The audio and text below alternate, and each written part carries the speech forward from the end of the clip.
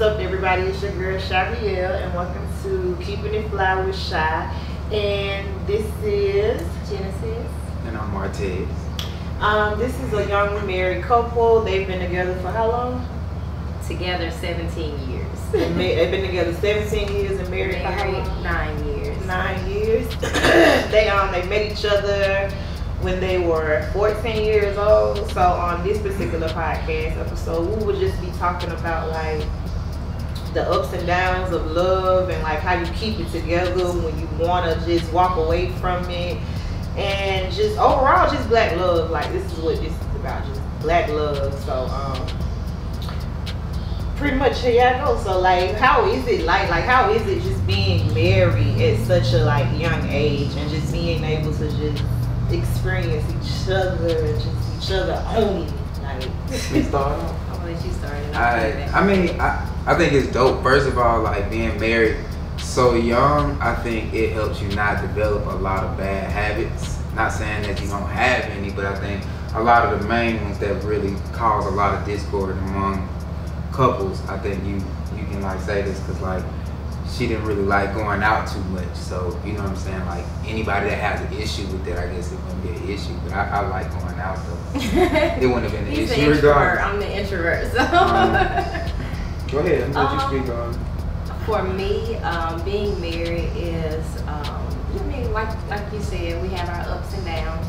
I think for me, always having a best friend is really, really important to me, and that's what I find in our marriage. And so it's, it's great. Yes. So like, I'm sorry. So another thing too, with being married so young and being together so young, when I was growing up, I was smart, but I didn't want nobody to know it. And like I said, and she didn't know it at first until I started coming around a whole lot, and she would see me with my books and stuff. And like, even with high school, nobody knew I was valedictorian until I walked on the stage until they announced it. Okay. But I didn't want nobody to know that because like I didn't want nobody trying to be cool with me or befriend me or like me because of what I was doing at the time and what their parents might have thought I was gonna become. Right. And so like being together so young, like that has never crossed my mind. And like people that have met us when we were younger have said stuff like that, and it really bothers me. Yeah. And I go like, nah, you don't understand. She was with me in high school, like before I was anything. Right. And so like for me to be doing well and her still being there, like I said, I think I owe that to her. You know what I'm saying? You know what I'm saying? To give her whatever she wants, because she was there from the jump. And like when I was in college, so I'm 17, she's 14. We've been together since she was 14. So I went to college. When I was in college, I was working. She had a high school job, and I was in college. And so like we went to Six Flags or Disney? Six Flags? Both of them. Universal Studios. And I would go like, I can't go because I'm a college student, because I was on full ride studying and all this stuff like that. Yeah. She was like, nah, I got you. Like she did stuff like that like all the time and had my back when I was in college. So like when I got out, you know what I'm saying, I was like, I'm gonna repay all that tenfold. You know what I'm saying? So like right now, so she got her own business, and you know what I'm saying, she'll stay at home mom. So but it was designed that way. Man, it's like this mess like got a perfect match. It's like it was just so destined for y'all to be together. Like it's beautiful. So okay, you guys have 3 kids together. So like, okay, you said you guys were married. No, you were together 11 years before you guys even had kids, correct? Yeah. So like, how did the marriage change when the kids started coming in? Because I know things started changing. Okay, so first of all, because we were together so long, we got married. Like our parents, a lot of our friends and stuff, like, oh, y'all need to have kids, y'all blah blah blah, make it happen. And a lot of the people that were around us at the time that were getting married or were already married, they had kids like right off. So that was the expectation. But I already knew in my mind, because of the type of household she grew up in, I wasn't around. I couldn't go upstairs to her room. I didn't know how she lived. I didn't know her habits for real, as far as that goes. Cause I wasn't allowed up there. I had to stay downstairs. So even when y'all were married, you still couldn't go in her room? No. I made sure, and that was another thing. I waited a while, because when I graduated, everybody was like, okay, what's take you so long not get married? Do this, do that. Yeah. And as a man, I wanted to have a place for her to land, and I wanted to have so much in the bank account before we got married. Okay. And he was even getting it from me because I'm like, okay, when I graduated high school, you know, I was just like, okay, I'm ready to get married. You know, I was like my brothers had got married young, and so like everybody we were around were married couples, and so I'm like, hey, we've been together for so and so years, you know, it's time to, you know, go ahead and tie the knot. And so like he, not only was he getting it from other people, he was also getting it from me, and he continued to say like, no, I have a plan. Okay. And you know, once we get married, I want to make sure that you have what you need. You don't want for anything. I was so young, I couldn't really understand what he meant by that. And so, you know, I kind of wasn't really hearing it, but you know, I was still patient. but honestly, like it wasn't just you. It don't have anything to do with age. It got everything to do with mindset. Because honestly, I got it. I'm not gonna name any names, but I was getting it from adults. I was getting it from adults that was just like, hey, don't be stringing her along. And I was like, bro, like, got my face. I'm not stringing her along. I just got a plan. And so like before we got married, I want to have a house, a car, and I want to have 30. Exactly. You want to be stable. Right. And that's so important because a lot of people, they do just go out and rush and get married because they feel the pressure of the woman, the pressure of the family. And that's so important that you did it on your own time and you didn't allow people's opinions and outside pressure, to just get to you, and you moving on your own time, and it's beautiful. It's beautiful. So we didn't even answer the question. The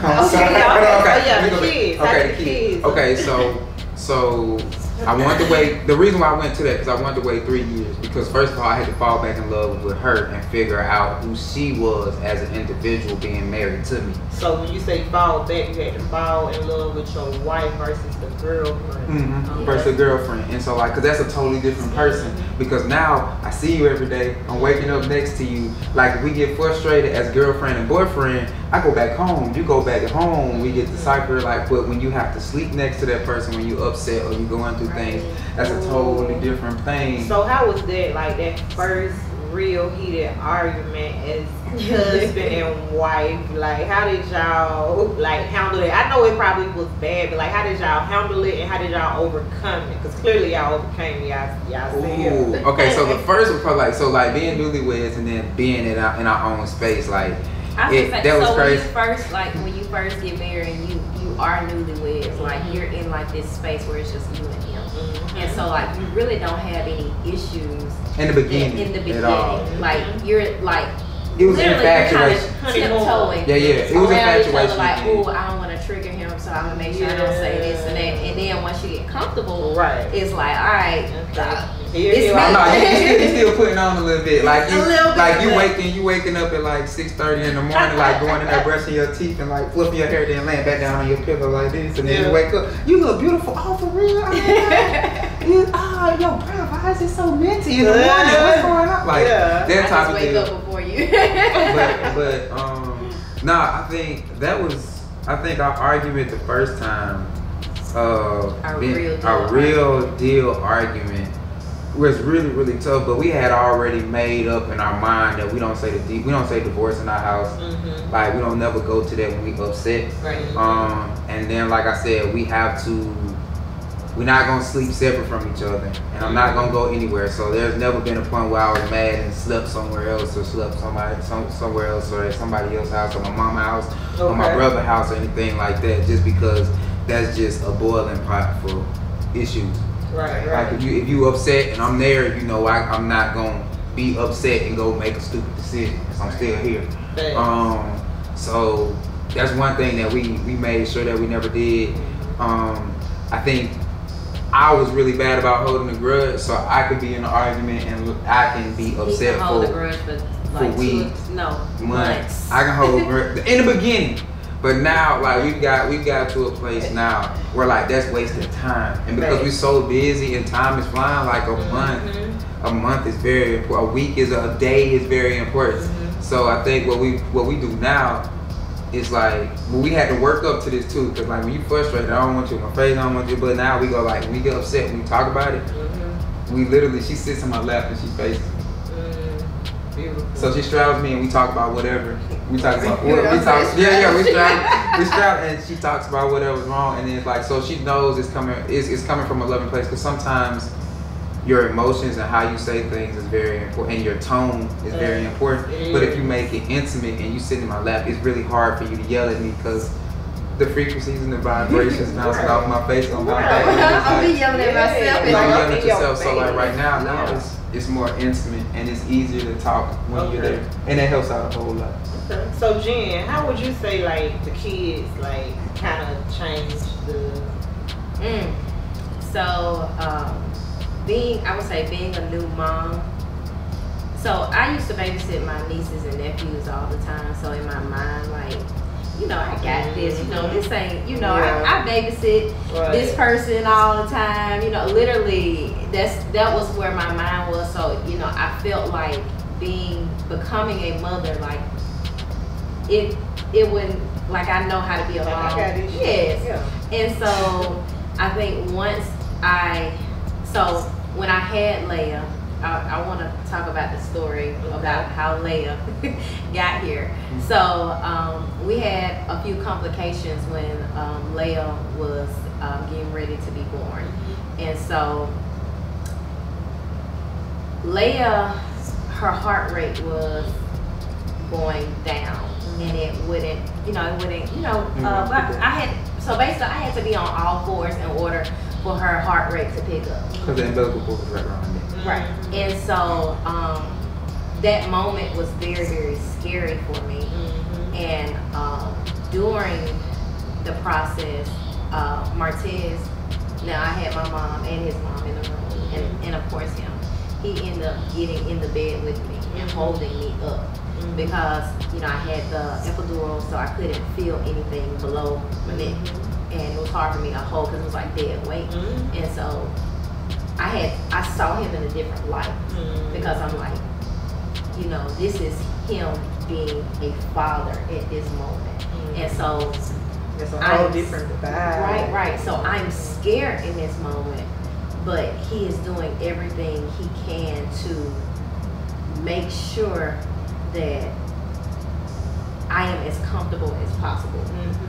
Even if I wasn't, he was making sure that he put the effort there.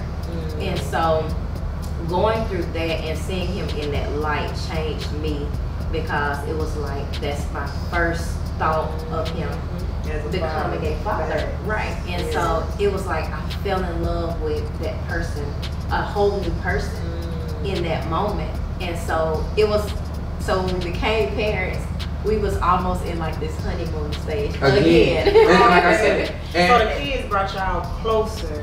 Yeah. To a certain degree. So we gonna go. Yeah. Okay, so and then another thing, same thing, like falling in love with her with a girl as a girlfriend, and then falling in love with her as a wife, being it just me and her, and then seeing her give birth. Like, and I told, like, when you talk about things that you can do on this planet, like that's the closest thing to a God-like state. Like, you are producing life. I was like, how can you not fall back in love with that, or how can you not have a deeper respect? And like I said, like, unless you in there, and I don't see how dads don't do that, or dudes can't, or run out or step out and not there for that. Bro, like, that is the dopest thing, because it was like, bro, like, on my best day I can't do that. You know what I'm saying? Like I said, you can say like all you want to, we can live more, we might be stronger physically and stuff like that, but that's a different type of strength. Right. And that's a different type of bond, being there too, and seeing her, like, especially when you really care about your kids, already knowing, because I've been planning for them for the longest, since I was young. So like thinking about my kids and doing stuff for my kids at a very young age. And so like, and then knowing that that's the vessel. Yeah, I'm a very good, like, when I was picking her, I was picking her, like, I wrote everything down that I wanted. And I didn't stop before we met. He has a list of everything that he wanted. And it was me. And that's my dad made me do, but I got that from my dad, and I told you he's a very spiritual person. So like moving down that line, like now, like you respect that, because you know, this is the vessel that I chose to deliver You know what I'm saying? My kids, you know what I'm saying? The extension of me. Honestly, it feels like y'all have met like in a past life on some shit. We might have. Like really, because it's the type of connection that y'all got, and it's like y'all found y'all way to each other again. Like it was like y'all died soulmates in the past, like and rekindled. Like that's the type of energy I'm getting right here. Like this is real deal soulmate type shit. And when they speak about soulmates, it's like y'all been in love before. Like this is not y'all first rodeo. Like y'all did this shit before. I can tell you that. Like, cause I'm really getting chills just listening to this shit. And you know, I'm a very spiritual person, so it's like I'm tapped in. Like, and that's what the spirit is saying. Like, oh no, they done been in love before. Like, this is what they do. So okay, so. All right, so okay, let's talk about child number 2 because it's the honeymoon stage with child number 1. So what about that? Before we go in here, we got to go into post because that's gonna be huge in a relationship. Postpartum. So yes. Okay. It was the honeymoon stage at the beginning. Okay. Right. So like those first couple 2-3 months, you know, I had a lot of help. Like my mother-in-law, sister-in-law, my sister-in-law, my mother, like we were spending the night over his mom's house probably every Friday. I would have help on the weekend. My sisters would come through. Like my Christy, she would call me like, sis, you good? Like what you need? And I'd be like, I'm good. She's like, I'm coming to get the baby. And I would be so relieved because I didn't have to tell her I needed her. Yeah. But you know what I'm saying, like. Just that alone, it was a lot, but at the same time, I'm a new mom. So I don't know what I'm doing. He's a new dad. He don't really knows what to do. Right. And so with him working and then me being at home alone, it was very, very overwhelming for me. And so going through postpartum, I knew it was coming. Yeah. You know what I'm saying? But at the same time, I was just doing the best. I was trying to handle it the best I could. And so I think a lot of first time parents, we put a lot of pressures on each other because we feel like we automatically should know how to do this. And like as a mom, I feel like he should automatically know that I need diapers tomorrow, or you know what I'm saying, I need, because he's a first time dad. He's a first time dad. And so there were things that I struggled, I would say we struggled with together because I would assume that he knew. Right. Or like he knew that I needed help. Okay. He know I'm with the baby all day, so he should know to come home. And you know, and so in my mind, that was what was going on in my mind. And so it was driving you crazy. It really was, and so it was frustrating, and it would be friction between us because, like I said, I was going through postpartum. He didn't know how to help. I didn't know how to tell him how to help because I'm like, I don't know. I've never been through this. So it was frustrating for me in those moments. But I'm gonna let you go before we go to child number 2. No, I think that's what we hit the first, like what you would call like a snag in a relationship, because I think what it was is I'm a fixer. And I'm used to being able to do stuff to make her happy. Like, I'm like, all right, cool, you need a break, sure, go. I'll get you an Airbnb, you go out there by yourself, spa day, toes rub, blah, blah, blah, don't do it, it's yours. And I couldn't do anything to fix it. And like, that drove, it drove me up the wall. And like, it destroyed me on the inside that I couldn't help. And I think that's where, like, because we knew about it, but I didn't know what to expect. And I thought, when I heard postpartum, I'm like, postpartum, that's right afterwards. And so because it didn't happen like those first 2, it didn't happen like those first 2-3 months. Really, it was about 7 or 8 months. Right, it was almost a year. So like, it really caught me off guard because I was like, maybe that time where she was tired and all that stuff, and you know what I'm saying, maybe she was a little irritated here. I thought that was towards postpartum. You know, and like my hair is a lot to me at that time. Not now, but in that time, like going through, like seeing my hair break off and going through all these different emotions, it was just so overwhelming. So at this point, I'm mad at the baby, I'm mad at him, I'm mad at the world, I'm mad at my hair. Okay, so that was that first snag. So how did y'all overcome that? I think that was big, and then like child number 2, I think kind of helped, but time together, and then without the baby. Without debate. Facts, and that's important. But no, I really want to talk about this as guys going into it when you first have that, he getting hit with that postpartum, because I think this is where a lot of guys make a lot of mistakes. Because then I think a lot of guys, and a lot of people look on the outside looking in. How you go out and do this, and how you go out and cheat and do that junk after she just had a baby, and like it's a sequence of events that happen that you know nothing about, and if you don't know about it, you'll go out and make a mistake, and you'll think it's you, or you're not fulfilled, you're not who you are. Because what I was like, I'm that person that always want to keep myself up. I always want to work out, and I always want to do X, Y, and Z. And being understanding, I was like trying to make sure that I was being understanding, because I know after you have a child, things happen. You might feel a time where you might not feel sexy, but I tried to make sure that she knew that I thought she was beautiful every single day. And after having that first, because you know she was a cheerleader, she always kept her body up, super small, petite. Then when she had kids, you know, like my kids were big old kids, so she had a big tummy, and so like it made stretch marks and all this stuff. And I was telling her, "You're gorgeous, blah blah. With these stretch marks, baby, you look good. You look like Tony Tiger, raw, sexy tiger. That's what I call her, like playing around, like letting her know and make sure I was still there and still trying to be romantic, even though I knew there's a time frame that you can't do anything. So then I thought my person of being like patient, you know what I'm saying, working with that, and then not feeling attractive and not wanting to do certain things and pushing away. I felt unwanted, rejected. I rejected all of that. I felt rejected. So because I felt rejected, you know what I'm saying, and then I was getting fussed at. So I would come home from work, try and get the kids for a little bit, you know, play around with the kids, and it's just like that's not enough. Right now. Just Leia. Well, playing around with Leia, and I felt like that was enough. And I was like, okay, what do you need from me? I would try and send her away and keep Leia and give her a break, and it just felt like it was never enough. And I was just, and then I started to fatigue and get tired. I was like, I'm going to work. I'm coming home. I'm getting the kids. I'm giving you a break. I'm editing. I'm still working. I'm still shooting for Borderline Studios.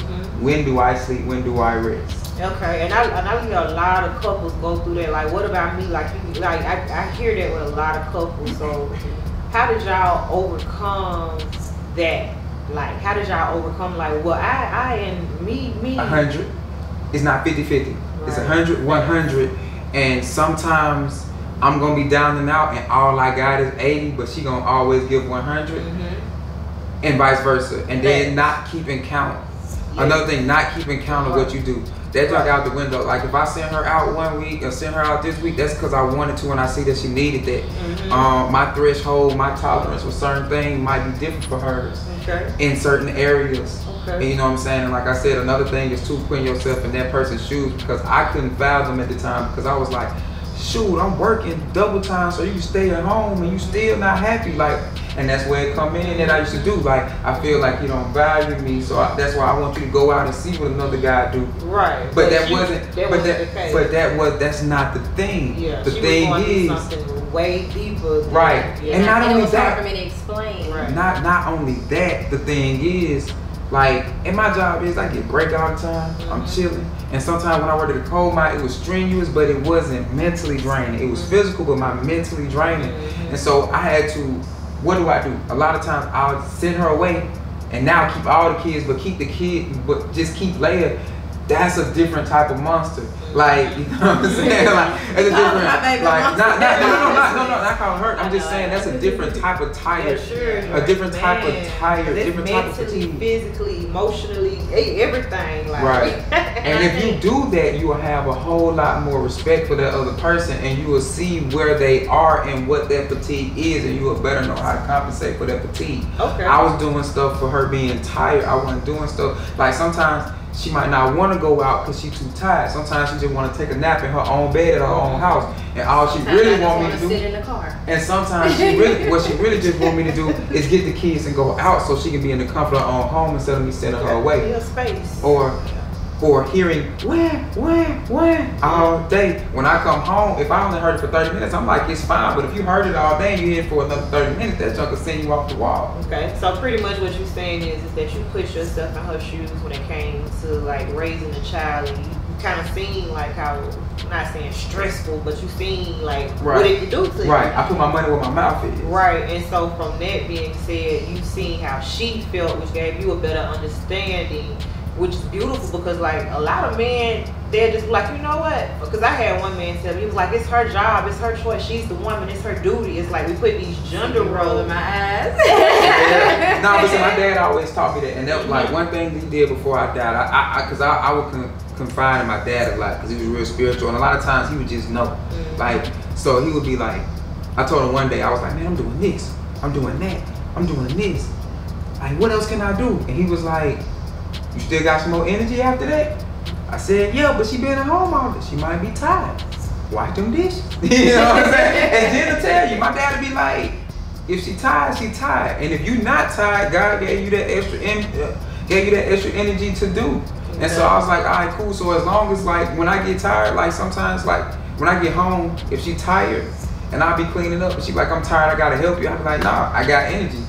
She'd be like, go sit down somewhere. I was like, I got energy. As long as I got energy, I'ma do. And then when I get tired, I'ma sit down. And so, but that's how it is. And like, there's no role. Still, like when he comes home and clean up, like if he comes home to clean up, I'm not gonna sit there and watch. Yeah, she won't. Yeah, like I'm just not. can't. Like we kind of made like this. I would say like we didn't. It wasn't verbal agreement, but if one of us is cleaning, both of us gotta be clean. Everybody is cleaning. Even the kids. Yes. It makes it quicker, shit. Get your job done. It does, and it's a lot less.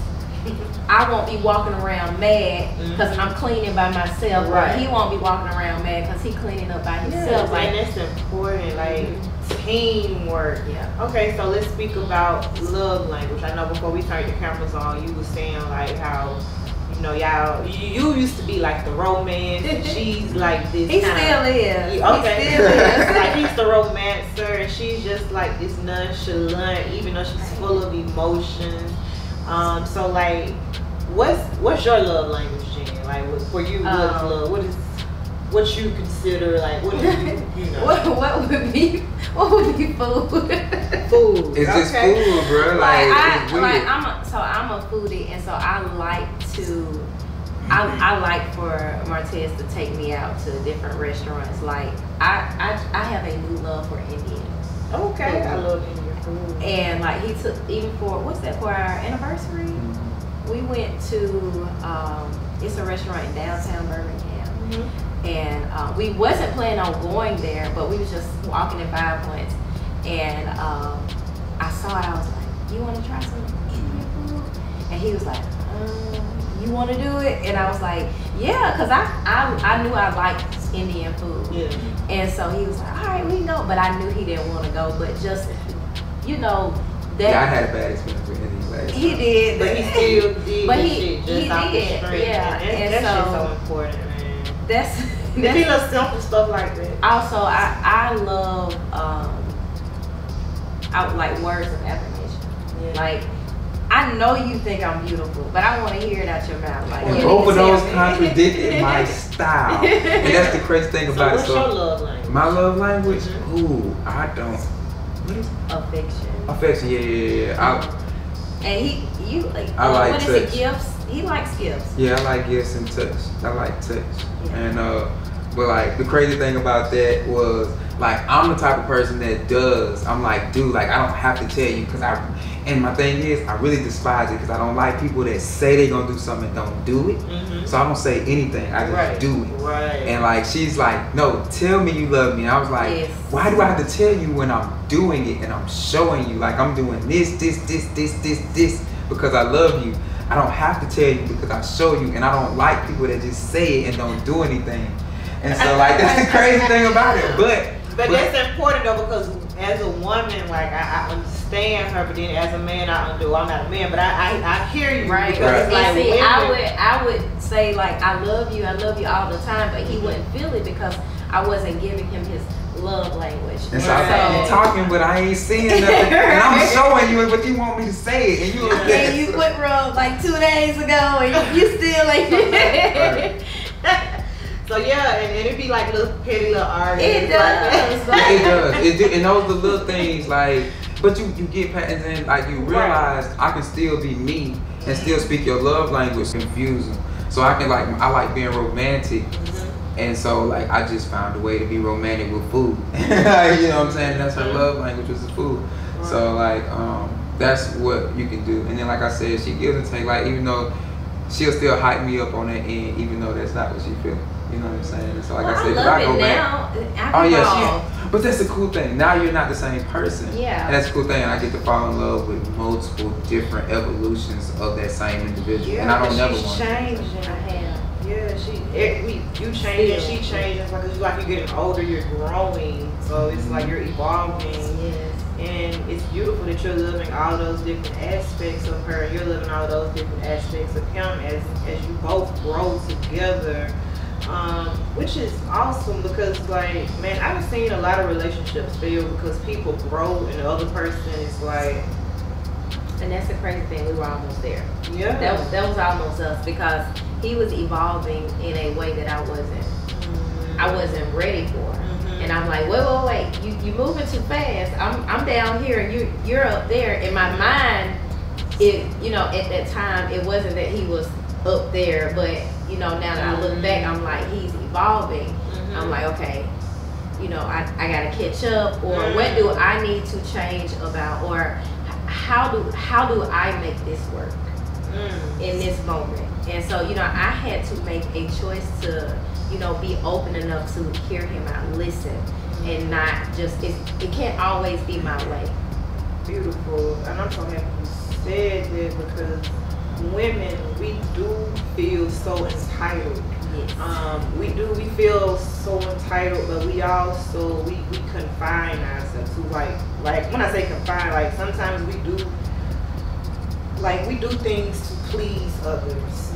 Like we may do things that we know we may not want to do, but we do it anyways to please others. So like, it's like, so how do you feel about like when you have to like, that goes back to like not saying just, I don't know what type of words I'm looking for right now, but so like, let's say when y'all just be on different pages, because everything ain't just gonna be, so when y'all be on those different pages, like how do y'all get on the same page? Like how do y'all overcome it? Because we want I'm trying to get people to overcome shit, because Okay, so, and sometimes it's hard. You have to put your ego aside. I think that's the biggest thing. Like, that's one thing that, like we talked about, men and women both have that in common. We both have egos, and so like it's very simple, but it's also complex because of your ego. So you have to go like, whatever it is that we're arguing about, the best way to look at it is, it's a problem that's in the center. I'm looking at it this way, and you're on this side looking at it. I can only see from my angle. I can't see it from your angle. The moment that I shift around and I look at it from your angle, then I can go, a lot of times you can go like, okay, I get it. Oh, I understand. I'm sorry. A lot of our miscommunications, and I think it happens with a lot of people, is my intent was good, or there are things that I view that are more important, and it's things that she views that are more important, but I might not think so. So there are different transgressions that you do towards a person, and I might go like, oh, that's nothing. In my eyes, in my world, it's big or small, and in her world, this thing is big and small. But the moment I step out of my world and step into hers and go like, okay, I can understand that. When you're able to do that, and then step back and go like, all right, cool, I understand. And when you can understand a person, then it helps out. And so like, understanding, that's what the Bible talks about, like, forget like what everybody say, read it for yourself and read the things that it says. First of all, get knowledge, get wisdom, get what, out of all this stuff, get understanding. And when you can do that, you can look past a lot of things. Right. Not look past things, or you can see how small they are, or you can understand where an individual is coming from. Right. Like I said, even with postpartum, like, you can go like, well, I deserve this and deserve that. Shoot, it's been this, but then like, okay, put yourself in their shoes. Like, picture yourself giving birth and giving, and then still trying to do that. How do you think you would feel? And then it's like, okay, well, you think your mental state will be it, and then you just go like, okay, maybe I was wrong, or maybe I can hold out a little bit, or maybe I can do this, or maybe I can do that. And I think that's huge. So pretty much what you're saying is you just basically you put yourself in her shoes and you look at it from her perspective to come together on a disagreement. Right. It's beautiful, and the same with you, Jen. Like, it's pretty much what you said. Like, you just kind of just start evolving with him and met him at his level. That's beautiful. So and I think for me, like, I don't like to argue. And if we argue, like, I'm gonna get over it within, hours, seriously. And so, like, so for me, like, being upset, I'm going to be upset, but I know how short time is, and I want to make sure that, you know what I'm saying, whatever I say to him last, I will never regret it. And so I think a lot of people, I would say a lot of people don't care enough to even think. Hey, and you are a great woman, Jen, because a lot of, and I hate to be like this, but a lot of black women especially, it's like, we don't like people to tell us what to do. It's like, That's me too. It's boring. But and that's the thing, like, me and him actually talked about being submissive. And I was reading a post today about, like, they listed about, like, men, you need to do this and that and the other and the other, and you'll have this submissive woman. And to be honest, and I'm being completely transparent, like, he makes it easy for me to be submissive because he's handling his business. Let's talk about that. So, okay, so you will consider yourself being a submissive wife to him, correct? Yes. Ooh. And the reason for that is because he treats you correctly. He loves you correctly. Like, he's a fucking man. Like, Okay. And also I wouldn't even say that either, because so that plus the way I grew up. I grew up in, like, I saw my mom being submissive to my dad. You know what I'm saying? And so that's in a woman, that's who, like, as a wife, that's who I wanted to be. Like, I wanted to make sure that I respected my husband, and but at the same time, my dad, he handled his business too. He had to work, you know what I'm saying? And so it was respect on both ends. Right. And I think people are viewing submissive as one thing. And I want to address this for the guys, because they thinking submissive mean whatever I say go, whatever I do this and whoop the whoop, I tell you do this and wop the boop. Like, nah, I don't, like, it's easy for her. I wouldn't even call it submissive, because what I look at it is, like, I saw this dope post. It's like, I respect you enough and I value enough as a woman to bring my kids in the world, and I view you as powerful. I need you to view me as powerful as well. As somebody that stands on the front line and is willing to take on the brunt of everything. And everybody go like, no, you should lead. Like, you have to understand this concept, because it's very important, because nobody wants to be behind anybody. And that's what a misconception is.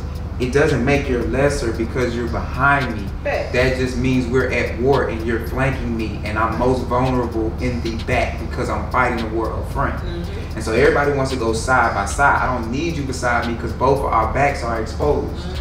And so not only do I need my back protected, I need bracing, because when I get tired, I need somebody behind me that's going to brace me so I don't fall. Because that's what happens a lot of times.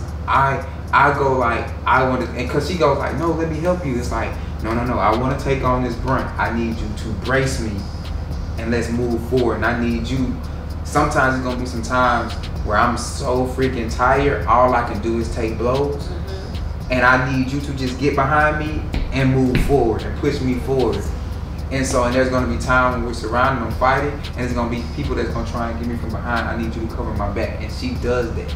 That's beautiful. And so, like, and I think what that looks like for men is, if I have energy when I get home and I know my wife has been with the kids all day, I look at myself and be like, today was a light day. I was at my desk all day. I got to sit down and punch a few numbers, and that's all I did at work.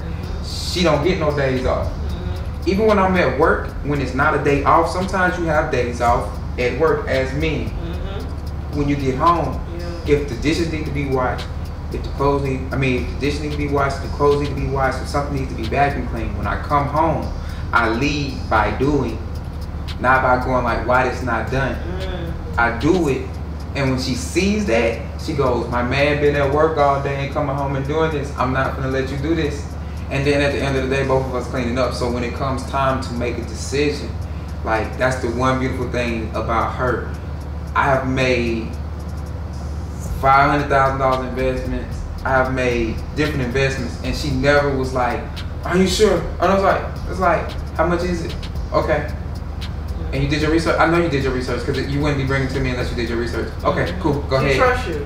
Now she allows you to lead. Yeah. And so it's like, you said that. So it's beautiful too, because a lot of time women like to say, oh well, I can do this, or I did this because you do it. And a lot of time, I mean, in reality, men and women are not equal. Like, we have our different strengths that that we come together with, and we do what we gotta do. But it's like you got your strength, he has his strength. You come together with those strengths. Right. I don't think we got me. Okay, so better. What I'm trying to say is, when you go into war, it gets to a point, and that's what I say. It's a beautiful thing, because everybody going like, if she's fighting on this side of me, fighting on my back, and I'm fighting this way, I'm to her back as well. Yeah. What you describe is perception, whether what's front and what's back. Facts. Because like I said, like, women have strength, men have strength. Yes, I can probably go out there and lift more than both of y'all. I can probably run faster than both of y'all. But mentally, how much stronger are you than me?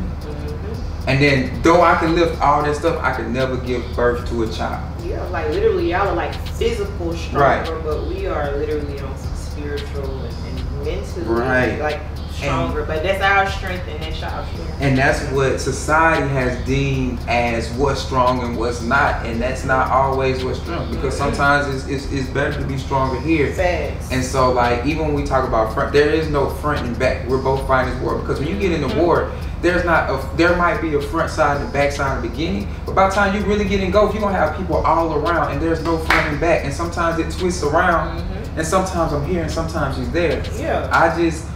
It's just when it's your time to fight, let's fight. Right. If we fighting all the time, and like I said, I might be tired, you might have to pick up some of my slack. That's okay, because you knowing that I'm gonna pick up your slack. Yeah, and that's so beautiful that y'all are willing to work together. And at the end of the day, it's all about coming together. Like fuck the bullshit, fuck the little petty arguments. Like, let's make this shit work, because at the end of the day, we love each other. We have a family. Like, I want you, like, I don't want nobody else, like, I want you, and that's what it's all about. So in closing, like, what would you guys have to say to, like, a couple who may be going through some, like, postpartum, or just going through any type of, like, rocky situation, but they love each other, they really want to be with each other, but they may be on the verge of, like what would y'all say to that couple? Oh man, life is dope in general, but living it with somebody that, you know what I'm saying, that you've made a decision to be with, and it's always got your back, and being that individual, because you have to be that individual for the other person to be that individual for you. And once y'all both make that connection and both get in harmony, it's like one of the dopest things that you will ever experience in life. And so people don't define it as that, but like it's one of the dopest things ever. Like, we went to, like I said, we spoke about Jamaica, but there are certain moments that I experience that I can never experience with anybody else, because that's my person.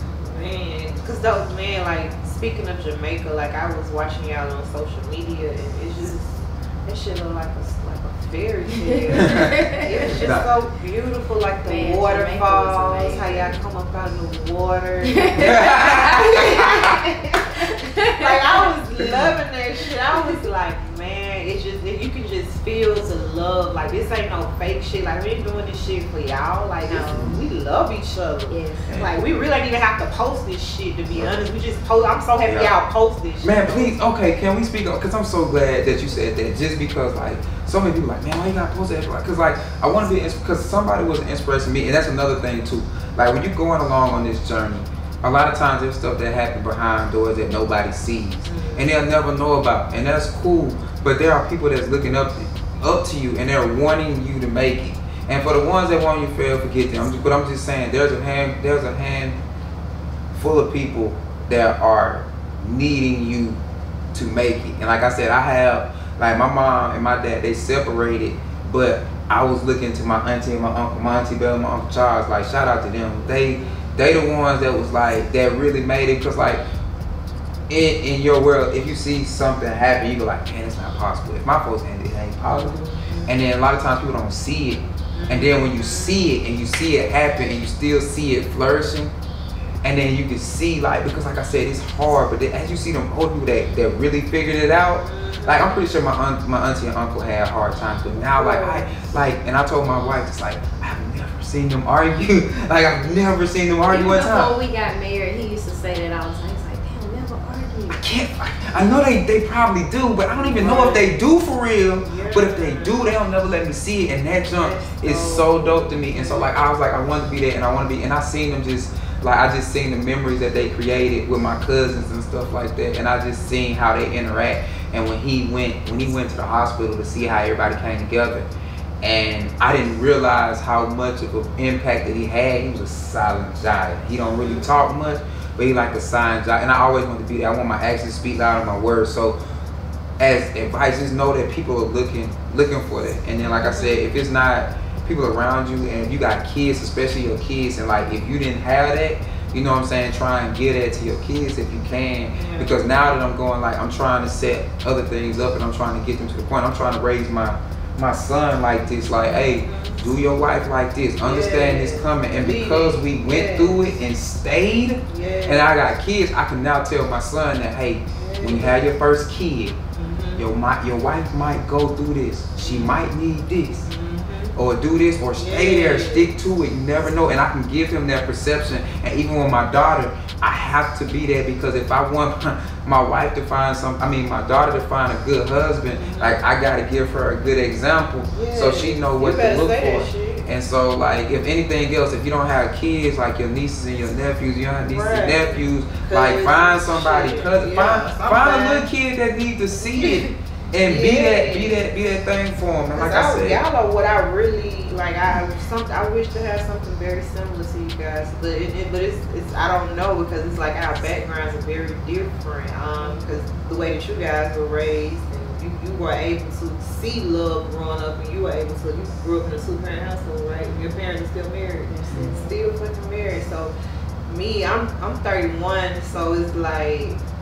Like the little, like my grandmother and my grandfather, like I grew up with them, and them motherfuckers was fighting, like beating each other with pots and pans. Right. So that's the type of environment that I grew up in. And then even with my mother and my father, like it was just so much, like, and even when my daddy remarried and got with his wife, like it was just still a lot of chaos. It was never happy. It was just always a lot of bullshit. Right. So the fact that you guys have like you seen real love, you are able to experience it and then teach it to your kids, like that's abundance. Right. That's a big fucking blessing, because a lot of people have never even experienced like just real love between a man and a woman. And in reality, that shit is natural. Right? It really is. I think my advice would be connection, being open enough to make or create that connection. There is a connection that I have with Martez that I will never have with anybody else on this earth. And it's really hard to explain, but we're connected forever. Facts. Yeah, man, y'all are. It is so beautiful. So you said your advice would be to that, like, because I know y'all probably been on that verge, you know, y'all not saying y'all just want to just, but I'm sure everybody goes through it. Everybody goes through it. So what would y'all tell that couple, like, I want to fight for this black love shit. Like, I really do, because we need more of it. Like, we need more of you guys. Like, we need it. Like, this shit is. It's like, no disrespect to the gay community, but it's like, man, everybody fucking gay now, you know. Like, it's like man and woman. It's like everybody is just. I would it's say weird. so, and also I would say like step outside of yourself for a moment. Yeah. And yeah, it's so easy to point the finger. Yeah. Well, you ain't doing this, you ain't doing that. In order to create harmony, you both have to step outside of yourself and say, okay, how can I be a better wife? Forget what he did in the past. Yes. Forget all of that stuff. Yes. That's so important. You said forget what he did in the past. Cause yes, okay, you can keep it. and same with your spouse. They have to do the same exact thing, but you have to come together and agree that, hey, let's do this. Let's step outside of ourselves. Let me focus on what I can do to cater to you, and you do the same. And it's not about, and I think we found a dope word that we try and use. It's not like perfection, it's harmony. And like we think about harmony, you think about music. It's like we playing this thing, we trying to make this beautiful, you know what I'm saying, music together. And if I miss a note, it's not like being perfect. You miss a note, you get back on it, and then you play it the right way. And I think that's what we're really striving for, is like that harmony of it all. And you know what I'm saying, like I said, you still got to put your, like, what do you do how do you put yourself aside in an argument? Like, that's what I wanted to ask you. Like, cause sometimes you be in so much in your ego, like, nah, I'm not going. How do you push past that? How do you get out of yourself? What I just said, step outside of myself.